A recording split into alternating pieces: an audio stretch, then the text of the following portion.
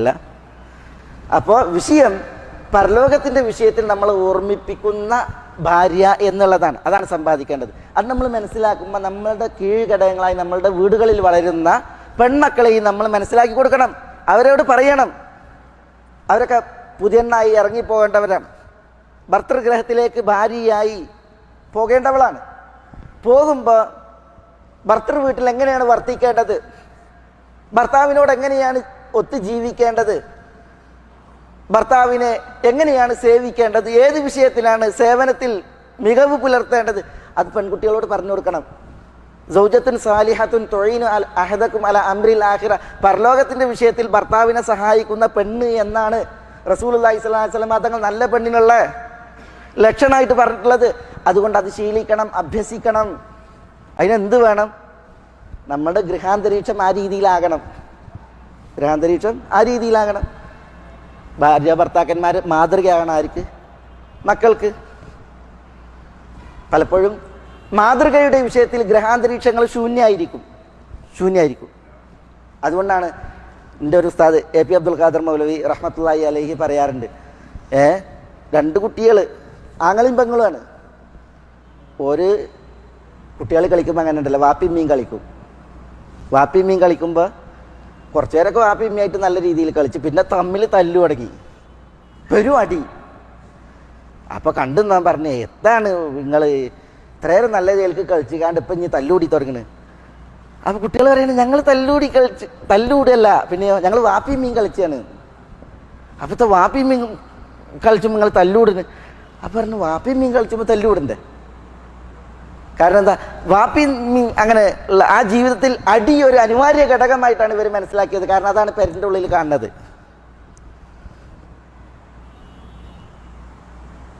പെരൻ്റെ ഉള്ളിൽ കാണുന്നതാണ് മാതൃക. എന്തല്ല? കൃത്യമല്ല.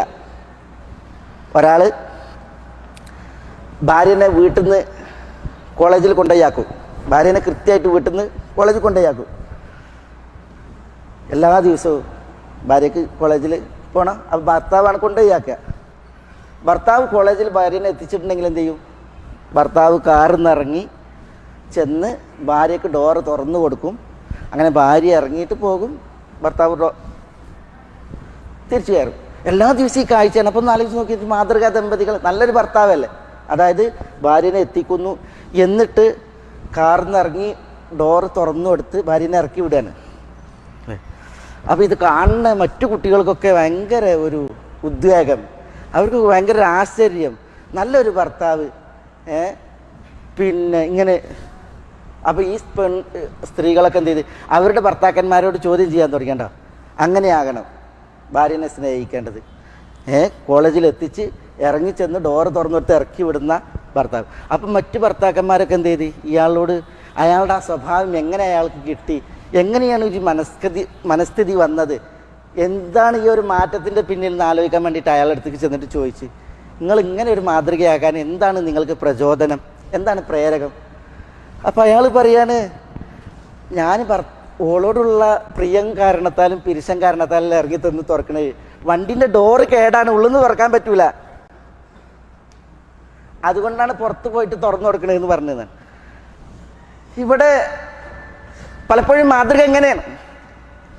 കൃത്രിമാണ്. ഉപരിപ്ലവമായിട്ട് കുറച്ച് മൊഞ്ചുണ്ട്, ചേലുണ്ട് എന്നുള്ളത് ശരിയാണ്, പക്ഷെ ഉള്ളു പൊള്ളയാണ്. ആ രീതിയിലാണ് പലപ്പോഴും എന്ത് ബന്ധങ്ങൾ.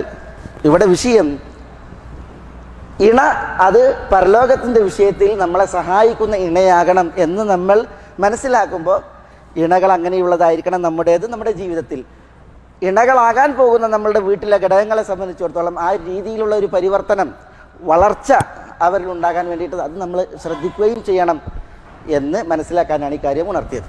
നമ്മളുടെ